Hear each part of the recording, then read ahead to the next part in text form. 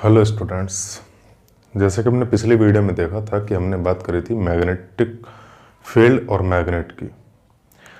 इस वीडियो में हम बात करने वाले हैं Oersted's experiment, snow rule, Maxwell corkscrew rule या फिर हम कहें तो फ्लेमिंग्स लेफ्ट हैंड रूल की बात करने वाले हैं, जिसमें यानी कि हम ये पता करेंगे कि किसी भी मैग्नेट का या किसी भी मैग्नेटिक फील्ड की डायरेक्शन क्या होती है। और इसी के साथ साथ हम ये भी बात करने वाले हैं कि किसी भी करंट कैरिंग कंडक्टर में अगर कोई मैग्नेटिक फील्ड हम बनाते हैं या जनरेट करते हैं, प्रोड्यूस करते हैं, तो उसकी डायरेक्शन क्या होगी, what will be the direction of magnetic field lines in a straight current carrying conductor. So the first of all I would like to tell you about Oersted's experiment. तो Oersted's experiment गलती से हुआ था, यानी कि एक Danish physicist थे Oersted, इन 1820 के अराउंड वो अपने ही किसी एक क्लास में डिस्कस कर रहे थे कि उनका कोई एक्सपेरिमेंट डेमोन्स्ट्रेट कर रहे थे, जिसके चलते पास में रखे कंपास में अचानक से एक डिफ्लेक्शन जनरेट हो गया, जिसकी वजह से वो थोड़ा सा बौखला गए कि भाई यहाँ पे ये क्या हो गया, कैसे हो गया। तो उसी के पीछे वो थोड़ा सा जद्दोजहद करते रहे और बाद में पता चला कि ये कहीं ना कहीं जो हम किसी भी वायर में करंट को फ्लो कराते हैं तो उसी वायर के अराउंड चारों तरफ एक मैग्नेटिक फील्ड जनरेट हो जाता है। तो ये सब हुआ था, गलती से हुआ था। अब ये मैग्नेटिक फील्ड होता कैसे और कैसे नहीं होता, इस बारे में उनको कोई आइडिया नहीं, कैसे हुआ कैसे नहीं, कोई पता नहीं चला था। जिसके बाद में उन्होंने सिर्फ एक चीज ये कही कि किसी भी करंट कैरिंग कंडक्टर के चारों तरफ एक मैग्नेटिक फील्ड जनरेट होता है, बात खत्म। बस इससे ज्यादा उन्होंने कुछ भी नहीं कहा। लेकिन हम बात करने वाले हैं अब थोड़ा सा इसी से आगे हम चलते हैं। तो स्नो रूल, यानी कि जो ओर्स्टेड साइंटिस्ट थे, ओर्स्टेड नाम से, हैंस क्रिस्टियन ओर्स्टेड इनका पूरा नाम था, 1820 में ये डिस्कवरी हुई थी। तो इसी चीज को बाद में, पहले देखिए लोग मैग्नेटिज्म और इलेक्ट्रिक करंट को अलग अलग पढ़ते थे कि इलेक्ट्रिसिटी अलग है और मैग्नेटिज्म अलग है। लेकिन इस डिस्कवरी के बाद इलेक्ट्रिसिटी और मैग्नेटिज्म को एक साथ पढ़ा जाने लगा, जिसके बाद इसका एक कंप्लीट नाम रखा गया इलेक्ट्रोमैग्नेटिज्म। हम इसी इलेक्ट्रोमैग्नेटिज्म को एक छोटे से रूप में, यानी कि मतलब बहुत लिटिल नॉलेज हम इसमें लेंगे 10th क्लास में। तो हम बात करने वाले हैं magnetic effect of electric current. तो इस चीज को समझने से पहले देखिए, ओर्स्टेड ने इतना तो बता दिया था कि किसी भी करंट कैरिंग कंडक्टर के चारों तरफ एक मैग्नेटिक फील्ड होता है। अब कैसे होता है, उसकी डायरेक्शन क्या है, कि सिंपल सी बात है। देखिए, मैंने लास्ट वीडियो में आपको बताया है कि किसी भी मैग्नेट की एक डायरेक्शन जरूर होती है कि भाई किस डायरेक्शन की तरफ उसकी मैग्नेटिक फील्ड लाइंस चल रही हैं। तो उसी से रिलेटेड हम पहले थोड़ा सा उसके बारे में डिस्कस कर लेते हैं कि क्या क्या रूल हम आगे डिस्कस करने वाले हैं, या फिर किस किस रूल की हमको हेल्प पड़ेगी। तो सबसे पहला रूल बच्चे ये पूछा जा सकता है आपसे कि स्नो रूल क्या है। I hope this is the visible for you. देखिए, हमको भी पता है कि इस बार टर्म 2 में आपका पूरा रिटन आएगा, डिस्क्रिप्टिव आएगा, आपका एमसीक्यू नहीं आएगा। तो मैं एमसीक्यू के बेस पर नहीं पढ़ा रहा हूं आपको, मैं सिंपली पूरा उसी बेस पर बताऊंगा कि जिस बेस पर इस बार आपको टर्म 2 में राइट करना है, लिखना है। तो सबसे पहले हम बात करते हैं स्नो रूल की। तो स्नो रूल है क्या? अगर क्वेश्चन आ जाता है कि डिफाइन द स्नो रूल, कैसे पता करेंगे कि स्नो रूल है क्या और ये किस रूल को कहा जाता है। ये भी कहा जा सकता है कि what is the second name of snow rule. इस स्नो रूल का सेकंड नेम क्या है? तो हम देखिए, इसके सेकंड रूल को हम बोलते हैं एम्पियर्स। इसका जो सेकंड नाम है वो यही है, amperes swimming rule. Amperes swimming rule, यानी कि एम्पियर ने एक ऐसा कोई एक रोल दिया था जिसमें कि उसने किसी एक स्विमर की हेल्प ली थी कि उसको एक्सप्लेन करने के लिए अच्छे से। तो यही सब चीजें थी। तो देखिए इसको आप अगर आप समझ गए ना, तो ये देखिए सेम है, अभी मैंने बताया ना कि इसका दूसरा नाम ही है। लेकिन इसके अकॉर्डिंग अगर हम इसको समझाने की आपको कोशिश करते हैं तो आप कंफ्यूज हो जाओगे कि पता नहीं क्या बता दिया सर ने। तो ज्यादा बेहतर है कि मैं इसको बताऊं और इसके बाद मैं यही कह दूं कि भैया ये यही है। सबसे पहले मैं इसको एक्सप्लेन कर देता हूं जनरली कि होता कैसे है। देखिए, हमारे पास कोई एक, देखिए पहले मैं एक डायरेक्शन बना लेता हूं कि यहाँ पे नॉर्थ होगा, यहाँ पे साउथ होगा, यहाँ पे ईस्ट होगा और यहाँ पे वेस्ट होगा। मैं ये ऐसा मान लेता हूँ, कोई दिक्कत नहीं होगी जिससे कि अब मुझे मानना है कि कोई एक करंट कैरिंग कंडक्टर मैंने माना जो कि साउथ से नॉर्थ डायरेक्शन में होगा। तो यानी कि मैंने ये माना नॉर्थ में और ये माना साउथ में। अब इस करंट कैरिंग कंडक्टर में इलेक्ट्रिक करंट फ्लो हो रहा है साउथ से नॉर्थ की तरफ ओवर, यहाँ देखिए यहाँ पे है साउथ टू नॉर्थ ओवर, और यहाँ पे है west WEST। South to north electric current की डायरेक्शन है किसी भी करंट कंडक्टर के अंदर। ओवर का मतलब यह है कि ये वायर किसी कंपास के ऊपर रखा हुआ है। लेट्स सपोज कि आई हैव अ कंपास, इस कंपास के ऊपर ये वायर है और वायर में साउथ से नॉर्थ की तरफ इलेक्ट्रिक करंट फ्लो हो रहा है, तो तब इसके बारे में बात करी जाएगी। यानी कि हम कंपास अगर मान लें कि कंपास यहां रखा हुआ है, इसके पीछे रखा है, यानी कि बोर्ड के पीछे रखा गया है, तो इस कंपास की जो निडल होगी वो वेस्ट डायरेक्शन को रिप्रेजेंट करेगी। यानी कि इसमें जो डायरेक्शन होगी वो कुछ इस तरीके से होगी। देखिए अगर कुछ ऐसे है ना तो वो ऐसे हो जाएगी, ऐसे हो जाएगी, इधर E, इधर N, इधर S, इधर W, तो इस डायरेक्शन में को रिप्रेजेंट करेगा वो। आप ये सोचोगे कि जी कंपास तो सिर्फ और सिर्फ नॉर्थ और साउथ को रिप्रेजेंट करता है, बच्चे वो तब करता है जब सिर्फ और सिर्फ अर्थ के मैग्नेटिज्म के अकॉर्डिंग हम उसको चलाते हैं। लेकिन अगर हम उसको किसी मैग्नेटिज्म के अकॉर्डिंग चलाते हैं तो बच्चे वो तुम्हारे मैग्नेटिक फील्ड की डायरेक्शन के अकॉर्डिंग चलेगा, वो अर्थ के मैग्नेटिज्म को इग्नोर कर देता है, क्योंकि वो कंपेरिजन बहुत छोटा होता है, वो लगभग 10 टू दी पावर माइनस का 5 टेस्ला के अराउंड होता है बच्चा। ठीक है, तो यही था स्नो रूल। अब मैं आपको देखिए एक्सपेरिमेंटली थोड़ा मैं समझाने की बात करूं तो देखिए, लेट सपोज कि ये कंपास है, ये जो है व्हाइट कलर का पेपर, ये कंपास है और इसके ऊपर ये मेरा क्या है, करंट कैरिंग कंडक्टर, और इसके कैप की तरफ इसमें इलेक्ट्रिक करंट की डायरेक्शन है। तो सबसे पहले मैंने कंपास अपने हाथ में रखा, कंपास के ऊपर ये एक वायर रखा और वायर की जो डायरेक्शन है वो साउथ से नॉर्थ है, और इसमें करंट इलेक्ट्रिक करंट की जो डायरेक्शन है वो अलोंग द वायर यानी कि साउथ टू नॉर्थ है। तो इसमें मैग्नेटिक निडल जो है कंपास में वो डिफ्लेक्ट हो जाएगी, डेविएट हो जाएगी थोड़ी सी, किस डायरेक्शन में होगी, तो वो वेस्ट डायरेक्शन में होगी। ये सबसे बेसिक रूल बताया गया था, सबसे पहला रूल बताया था उन्होंने, ठीक है ना। इसके बाद लेकिन इस बात का ध्यान रखना बच्चे कि ये जो स्नो रूल है ये ऑस्टेड ने नहीं बताया था, ठीक है ना। अब हम बात करते हैं एम्पियर से स्विमिंग रूल की हम बात करते हैं। तो देखिए कि जैसे मैंने बताया ना कि इसमें इलेक्ट्रिक करंट फ्लो हो रहा है, तो एम्पियर ने बताया था कि भैया अगर हम इलेक्ट्रिक करंट की डायरेक्शन को इग्नोर करें और हम ये मानकर चलें कि किसी पानी में कोई जो स्विमर है वो साउथ से नॉर्थ की तरफ तैर रहा है, भाई साउथ यहाँ है नॉर्थ यहाँ है, वो तैर रहा है ऐसे ऐसे करके ऐसे, तो उसका जो लेफ्ट हैंड है वो मैग्नेटिक फील्ड की डायरेक्शन को रिप्रेजेंट करेगा। सिंपल इतना है। कब करेगा कि अगर ऐसा माना जाए कि उसके नीचे कोई कंपास रखा है या उसके नीचे के पानी में जो मैग्नेटिक फील्ड की डायरेक्शन होगी वो उसके लेफ्ट हैंड डिफाइन करेगा। लेट्स सपोज मैं ऐसे जा रहा हूं, ठीक है, अब मैं ऐसे ऐसे तैर रहा हूं, तो मेरा जो लेफ्ट हैंड है वो मैग्नेटिक फील्ड लाइन को डिफाइन करेगा, उसकी डायरेक्शन को बताएगा। कैसे बताएगा कि भैया इस तरीके से मेरा हाथ, देखिए ऐसे हूं तो मेरा हाथ इस तरफ होगा, यानी कि इस तरफ होगा। देखिए बोर्ड को उस तरफ मैं हाथ नहीं भेज सकता, मान लीजिए, तो उस तरफ मेरा हाथ है, तो इसका मतलब यह है कि मैग्नेटिक फील्ड की जो डायरेक्शन होगी मेरे नीचे वाले पानी में वो इस तरफ होगी, बोर्ड की तरफ होगी। वही चीज है। अब देखिए कौन सा हार्ड पड़ा समझने में, ये स्विमिंग रूल ज्यादा हार्ड पड़ा हो, जबकि दोनों एक ही है, लेकिन स्नो रूल बहुत इजीली आपको समझ में आ जाएगा कि कोई एक कंपास है, कंपास के ऊपर कोई वायर है और उस वायर में साउथ टू नॉर्थ उसकी डायरेक्शन है इलेक्ट्रिक करंट की, और मैग्नेटिक निडल की जो डायरेक्शन होगी वो रिप्रेजेंट होगी बच्चे वेस्ट डायरेक्शन में। स्नो रूल ठीक है। अब हम बात करते हैं इसकी लिखना क्या है, कि अगर ये आ जाए कि define the snow rules, then we have to define the, तब हम बताएंगे the snow rules defines that the if electric current is passing through a current carrying conductor in the direction to north from south, then over a magnetic compass, then the needle of magnetic compass is deflected to the west direction from its equilibrium position। ये आपका statement है। अगर नहीं लिख पाए हो तो बच्चे वीडियो को पॉज कर करके आप लिख सकते हैं, क्योंकि मैं अगर ऐसे धीरे धीरे बोलूंगा तो बच्चे वीडियो बहुत लंबी हो जाएगी, ठीक है ना, और मुझे नहीं लगता कि वो ज़्यादा सही रहेगा। अब हम बात करते हैं थोड़े से नेक्स्ट लेवल पे अगर हम चलते हैं। नेक्स्ट हमारा बच्चे right hand thumb rule. Right hand, सबसे पहले हमारा राइट हैंड ये है जिससे हम हाथ मिलाते हैं अक्सर।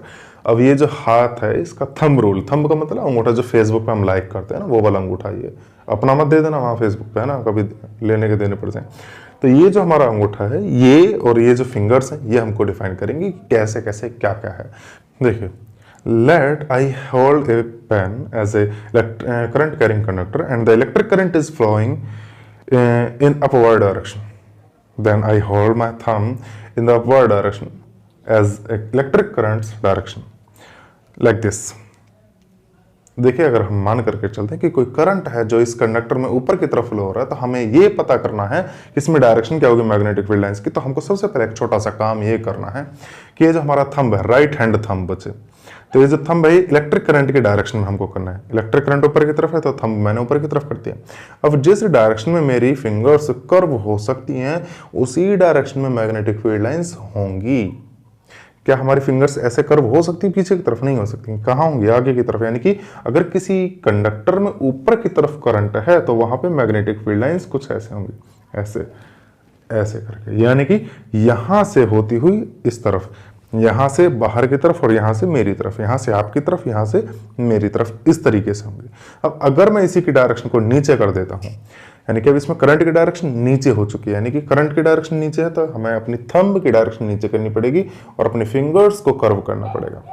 तो जिस डायरेक्शन में कर्व होंगी उसी डायरेक्शन में मैग्नेटिक फील्ड होगा। यानी कि अब ऐसी कंडीशन में इस तरफ से मैग्नेटिक फील्ड लाइंस आपकी तरफ होंगी और इस तरफ से मेरी तरफ आएंगी। ऐसे ऐसे रोटेशन होगा उनका मैग्नेटिक फील्ड लाइंस का।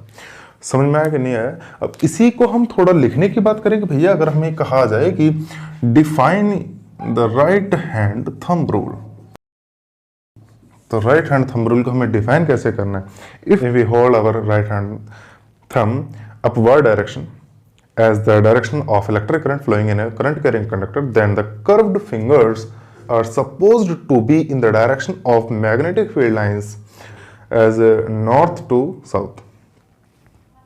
हो गया क्लियर? कन्फर्म है भाई? नॉर्थ से चलती हैं, साउथ की तरफ चलती हैं, बात खत्म। यानी कि अगर मैं अपनी किसी फिंगर को यहां से ऐसे जा रहा हूं, देखिए ऐसे कर रहा हूं मैं, ऐसे करने का मतलब है कि मैंने मैग्नेटिक फील्ड लाइंस को यहां से निकाला है और यहां घुमा करके लेकर आया हूं। यानी कि यहां से निकलने का मतलब है यहां नॉर्थ पोल होना चाहिए और यहां कैसा होना चाहिए? साउथ पोल होगा। यानी कि ऐसे करके आएगा। क्लियर हो कि नहीं? यानी कि ऐसे रोटेशन उनका चलने वाला है। इसको मैंने स्टेटमेंट आपको बता दिया है ना। अब हम नेक्स्ट बात करते हैं मैक्सवेल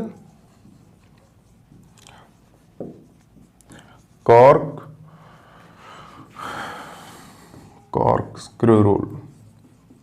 बच्चे ये रूल कभी आपको स्टेटमेंट में नहीं देगा। सीबीएसई इस रूल को कभी देगा ही नहीं भाई। ये इसका राइट हैंड थंब रूल का छोटा ही भाई है। कैसे है कि देखिए, जैसे हम किसी पेचकस को कसते हैं, ऐसे करके यूं कसते हैं, तो जिस डायरेक्शन में हम घुमाते हैं तो उस डायरेक्शन में घुमाने के बाद वो आगे की तरफ चलता है। लेकिन अगर हम अपोजिट डायरेक्शन में घुमा देते तो वो पीछे की तरफ चलता है पेच। तो ठीक उसी तरीके से कि अगर इसको घुमाने पर ये अगर ये आगे की तरफ चलता है तो इसी आगे की तरफ चलने वाली डायरेक्शन को हम क्या मानेंगे कि करंट की डायरेक्शन है। तो करंट के डायरेक्शन में अगर हमें इसको आगे बढ़ाना है तो इसको ऐसे घुमाना पड़ेगा, ऐसे यूं। यानी कि जिस डायरेक्शन में हम उसको घुमाएंगे उसी डायरेक्शन में मैग्नेटिक फील्ड लाइंस होनी चाहिए। यानी कि यहां से नॉर्थ और यहां से साउथ होगा अगर इलेक्ट्रिक करंट की डायरेक्शन ऐसे आगे की तरफ है। यानी कि सेम इसी का ही राइट हैंड थंब रूल का छोटा भाई है, ऐसे आप समझ सकते हैं। देखिए, एक चीज मुझे याद आ गई अभी कि इस राइट हैंड थंब रूल में एक मिसकंसेप्शन बना हुआ है। वो कैसे है कि वो मैं बता देता हूं। देखिए, अभी मैंने बताया कि कोई करंट कैरिंग कंडक्टर में अगर करंट ऊपर की तरफ फ्लो हो रही हो तो उसमें जो मैग्नेटिक फील्ड लाइंस होंगी उनके बारे में हमको बताना। तो देखिए, ऊपर की तरफ है करंट, ऊपर की तरफ मैंने थंब करा तो जिस डायरेक्शन में मेरी उंगलियां कर्व होंगी उसी डायरेक्शन में मैग्नेटिक फील्ड लाइंस होंगी। यानी कि यहां होगा बच्चे नॉर्थ और वो भी होगा अंदर की तरफ, और यहां होगा साउथ जो कि निकलेगा बाहर की तरफ। मैग्नेटिक फील्ड लाइंस ऐसे होंगे। इसको कहते हैं बेटा इनसाइड। क्रॉस का मतलब समझ लेना इनसाइड है और डॉट का मतलब है आउटसाइड। यानी कि यहां पे अंदर की तरफ जा रही है मैग्नेटिक फील्ड लाइंस और घूम करके बाहर की तरफ आ रही है। इतना भी ध्यान रखना बच्चे कि मैग्नेटिक फील्ड लाइंस किसी भी स्ट्रेट करंट कैरिंग कंडक्टर के चारों तरफ कंसेंट्रिक एंड सर्कुलर होंगी, इक्वल डिस्टेंस पर होंगी। ठीक है, अब हम बात करते हैं। देखिए, ये बता दिया मैंने। तो क्या मैं अगर ये बात करूं, देखिए अभी मैंने स्ट्रेट रखा है, अगर मैं ऐसा कुछ कर दूं कि भैया इस वायर को मैं थोड़ा सा ऐसे कर दूं कि करंट यहां से फ्लो हो रहा है और यहां निकल करके आ रहा है, तो इसमें मैग्नेटिक फील्ड लाइंस कहाँ होंगी, कैसे होंगी, कैसे पता करेंगे। तो बच्चे ये जो रूल है ना, ये रूल इस पे भी एप्लीकेबल है और इसके लिए भी एप्लीकेबल है। यहां पे हम यूज कर रहे थे थंब को करंट के डायरेक्शन के लिए, लेकिन इसमें हम थंब को मैग्नेटिक फील्ड लाइंस के लिए यूज कर सकते हैं, जबकि कर्व्ड फिंगर्स को हम यहाँ पे इलेक्ट्रिक करंट के डायरेक्शन को रिप्रेजेंट करने के लिए कर सकते हैं। मैं अभी काफी एग्जांपल देकर के आपको समझा देता हूँ। देखिए, जैसे हम बात करें कि ये जो चीज है, अगर अब मैं इस उंगलियां इसके अकॉर्डिंग घुमाऊं, देखिए ऐसे चल रही हूं तो मैं ऐसे घुमा सकता हूं, जब ऐसे घुमाऊंगा तो मेरे जो थंब है, राइट हैंड थंब आपकी तरफ हो चुका है। इट मीन्स कि यहां पे इसके सेंटर पे या इसके आसपास जितनी भी मैग्नेटिक फील्ड लाइंस है वो सारी कहां होंगी, आपकी तरफ होंगी, यानी कि यहां से आउटसाइड होंगी मैग्नेटिक फील्ड लाइंस, आउटसाइड होंगे। अगर आपको यकीन नहीं होता तो हम वैसे देख लेते हैं। अभी मैंने थोड़ी देर पहले बताया था ना यही वाला, इसी को हम फिर से एप्लीकेबल करते हैं कि मैं सिर्फ इतने से सेगमेंट के लिए लेकर के चलता हूं, तो इस इतने से सेगमेंट में करंट ऐसे है, यानी कि इस डायरेक्शन में है। जब इस डायरेक्शन में है तो जरा करना अपनी फिंगर्स को कर्व करो, यानी कि अंदर से बाहर की तरफ निकलता हुआ आएगा, अंदर से इस बोर्ड के पीछे से यहां की तरफ निकलता हुआ आएगा, ऐसे आएगा, यहां से यूं निकला और यूं निकल करके यूं, ऐसे ऐसे यूं। तो क्या मैंने गलत बताया था कि ये जो हमारा कॉन्सेप्ट है, ये जो रूल है, ये इसके लिए भी एप्लीकेबल है और इसके लिए भी एप्लीकेबल है। इतना ध्यान रखना, यहां पे जो थंब है वो इलेक्ट्रिक करंट को रिप्रेजेंट करेगा और curved fingers magnetic field lines को। लेकिन इसके लिए हम बात करें तो यहां पे कर्व्ड फिंगर्स रिप्रेजेंट करेंगे इलेक्ट्रिक करंट को, जबकि ये जो हमारा थंब है ये रिप्रेजेंट करेगा मैग्नेटिक फील्ड लाइंस को। तो कोई दिक्कत नहीं है, ये हमने मिसकंसेप्ट बनाया हुआ है कि ये जो रूल है ये सिर्फ इसके लिए है, इसके लिए एप्लीकेबल नहीं है, जबकि एप्लीकेबल है और दोनों के लिए ही है और दोनों के लिए सही है। कॉन्सेप्ट सही होना चाहिए, ठीक है कि नहीं। और कॉर्कस्क्रू रूल भी इसी का छोटा ही भाई है। देखिएगा, अभी मैंने बताया ना कि स्ट्रेट करंट कैरिंग कंडक्टर के चारों तरफ में हम मैग्नेटिक फील्ड लाइंस की हम बात कर रहे थे। क्या ये मेरे पास अगर कोई करंट कैरिंग कंडक्टर है मेरे पास, नहीं, मैं लाइव एग्जांपल ले लेता हूँ कोई। देखिए, ये चार्जर का डाटा केबल निकाल लिया मैंने, ये मान लेते हैं करंट कैरिंग है ही, वैसे करंट कैरिंग कंडक्टर है। डायरेक्शन कहाँ से माने, देखिए यहाँ से यहाँ की तरफ जाता तो हम ऐसे कर लेते हैं कि अब यहाँ से ऊपर की तरफ, यानी कि नीचे से ऊपर की तरफ है। तो इस वायर के चारों तरफ, इस वायर के चारों तरफ जो मैग्नेटिक फील्ड लाइंस होंगी वो कहाँ होंगे और कैसे होंगे, कैसे पता करेंगे। तो बच्चे याद रखना, कौन सा रूल है ये, right hand thumb rule, right hand thumb rule. इसको एप्लीकेबल करना है हमको, कैसे करना है कि इस वायर के अलोंग हमको अपना थंब रखना है और ये हमारी जो फिंगर्स हैं जिस डायरेक्शन में कर्व होंगी उसी डायरेक्शन में हमारी मैग्नेटिक फील्ड लाइंस मूव करेंगी। लेट सपोज कि मैं ऐसे करता हूं तो ऐसे ऐसे ऐसे ऐसे रोटेट होनी चाहिए, यानी कि ऐसे ही हूं। देखिए मैं बताता हूं आपको, ऐसे ही हूं, ऐसे ऐसे होगा, यानी कि यहां से आपकी तरफ और यहां से मेरी तरफ। क्लियर है। और इतना जरूर ध्यान रखना बेटा कि क्रॉस का मतलब है इनसाइड द प्लेन और डॉट का मतलब है आउटसाइड द प्लेन। और इन चीजों का यूज आप बेटा 12th में करोगे तो ज्यादा बेहतर अभी से आप थोड़ी सी आदत डाल लो, है ना, कि क्रॉस का मतलब इनसाइड है और डॉट का मतलब आउटसाइड है, कि यहां से निकल रही हैं और यहां जा रही हैं। वही मैं बता रहा हूं कि यहां से बाहर की तरफ यानी कि आपकी तरफ जा रही हैं और यहां से अंदर की तरफ यानी कि मेरी तरफ चल रही हैं। और इसी तरीके से एक पैटर्न बनेगा काफी सारा। क्लियर हुआ कि नहीं। दूसरी चीज हम बात करते हैं कि इसी को थोड़ा सा मैं कर्व कर देता हूं। कर्व का मतलब इसको मैं सर्कुलर फॉर्म में ऐसे करके रख देता हूं। अब यहां से करंट फ्लो होगा, तो जब करंट फ्लो होगा तब मैग्नेटिक फील्ड लाइंस क्या होंगे, तो देखते हैं। अभी देखो ना, यहाँ पे ऐसे था, मेरी उंगलियां ऐसे हैं, यानी कि इस पॉइंट की हम बात करें, इस पॉइंट की हम बात करें तो मेरी तरफ है। अब इसको मैंने क्या कर दिया, घुमा दिया ऐसे करके। जब मैं इसको ऐसे घुमा दूंगा बच्चे, तो क्या अब ये जो सेंटर है, ये उंगलियां, मेरा नाखून आपकी तरफ है, यानी कि ये जो सेंटर है, सेंटर में जो मैग्नेटिक फील्ड लाइंस होंगी वो आपकी तरफ ही तो होंगी। वही मैंने बताया कि आपकी तरफ होंगे। हम कौन सा रूल यूज कर सकते हैं, राइट हैंड थंब रूल। मैंने बताया ना दोनों के लिए एप्लीकेबल है, यहाँ पे थंब रिप्रेजेंट करेगा इलेक्ट्रिक करंट को, लेकिन यहाँ पे जो थंब रिप्रेजेंट करेगा वो मैग्नेटिक फील्ड लाइंस को करेगा। यहाँ पर कर्व्ड फिंगर्स हमारी मैग्नेटिक फील्ड लाइंस को रिप्रेजेंट कर रही हैं, जबकि यहाँ पे जो हमारी कर्व्ड फिंगर्स हैं वो किसको रिप्रेजेंट करेगी, इलेक्ट्रिक करंट को रिप्रेजेंट करेगी। क्लियर है कि नहीं? अब हम बात करते हैं फैक्टर पे कि भाई क्या क्या फैक्टर पे डिपेंड करते हैं कि ये इनका मैग्नेटिक फील्ड और कैसे कैसे है।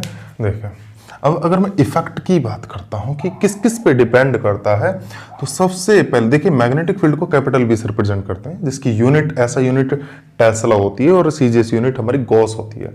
टेस्ला और गॉस में अगर मैं रिलेशन बताना चाहूँ तो बच्चे देखिए मुझे नहीं पता कि दिख रहा है कि नहीं दिख रहा है, लेकिन मैं लिख देता हूँ कि 1 tesla equals to 10 to the power -4। अच्छा -4 आएगा, +4 आएगा, यहाँ बताइए। देखिए अभी मैं आपको बता देता हूँ, कभी कभी हमें कंफ्यूजन होगा कि जी -4 आएगा या +4 आएगा।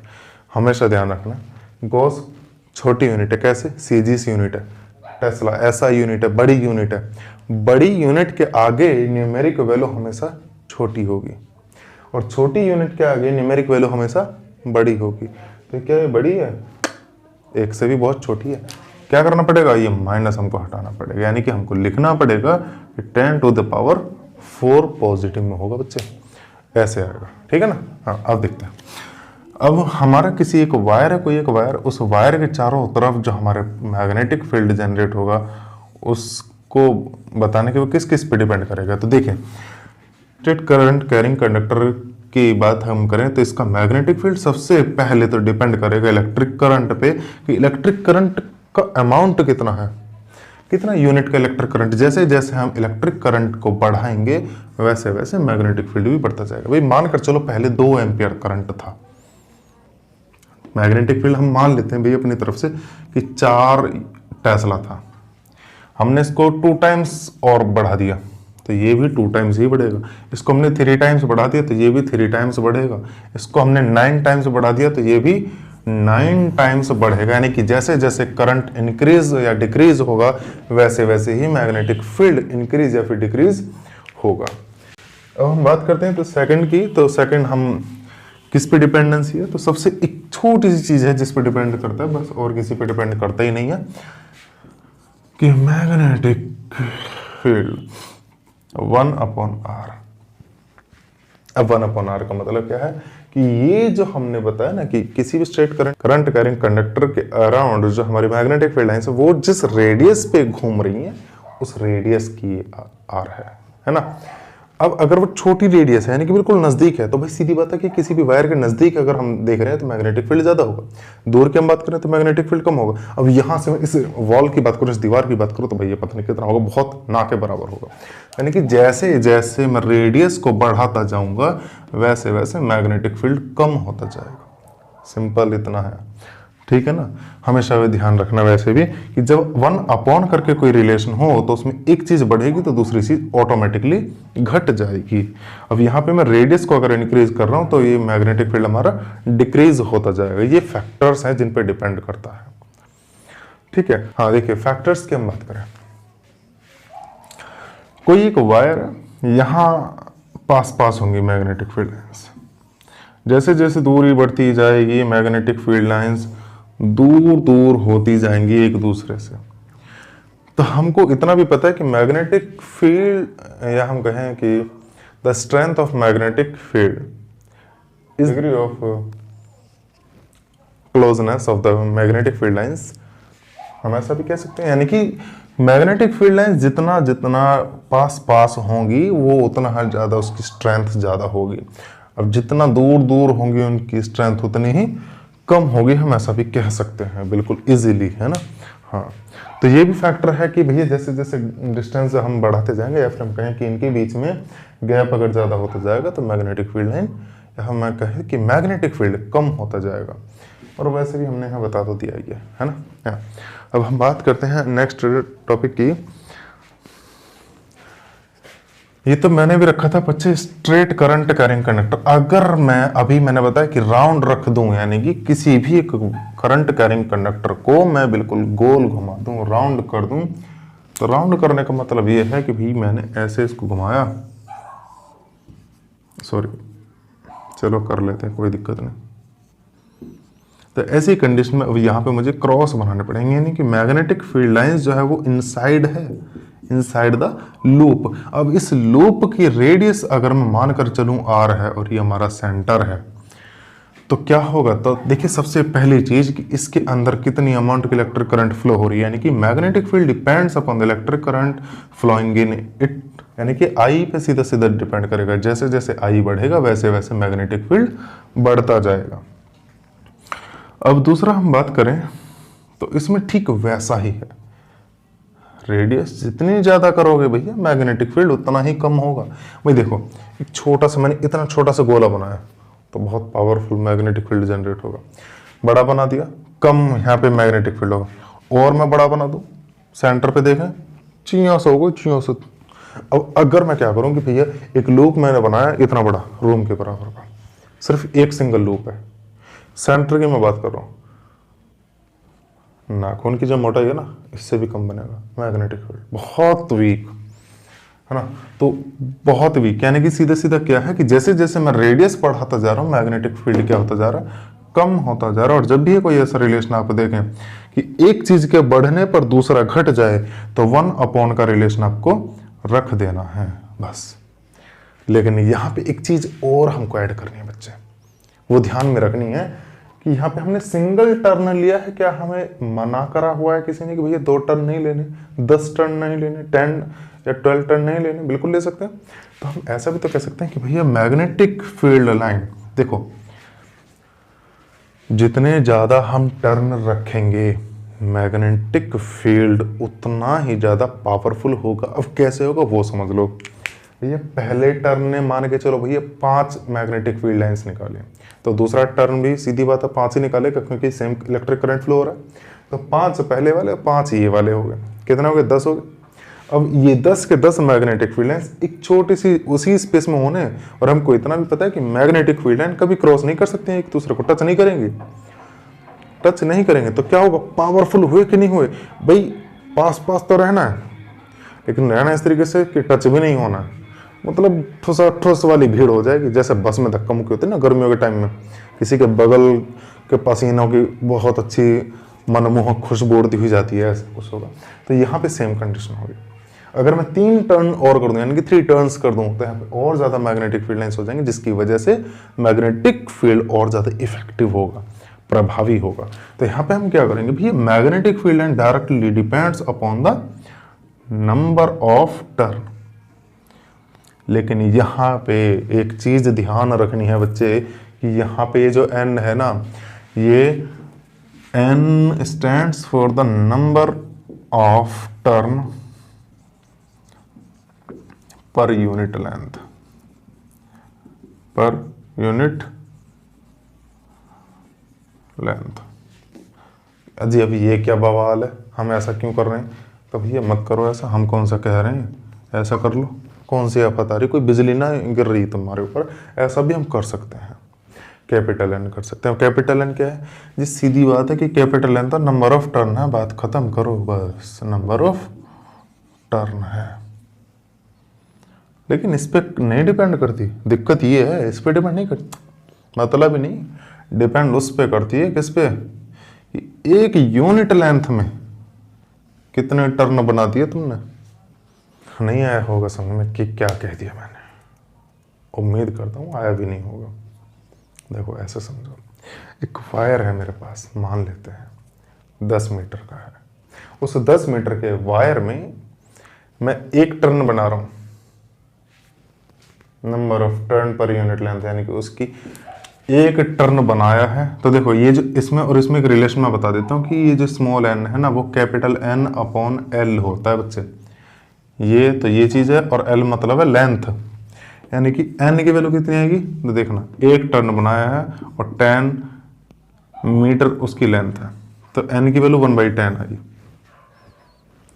अब अगर मैं उसी 10 मीटर के वायर में मैं 4 टर्न बना देता हूँ, कितने टर्न बच्चे? 4, यानी कि 4, लेंथ सेम रहेगी क्योंकि 10 मीटर तब थी, 10 मीटर अब है।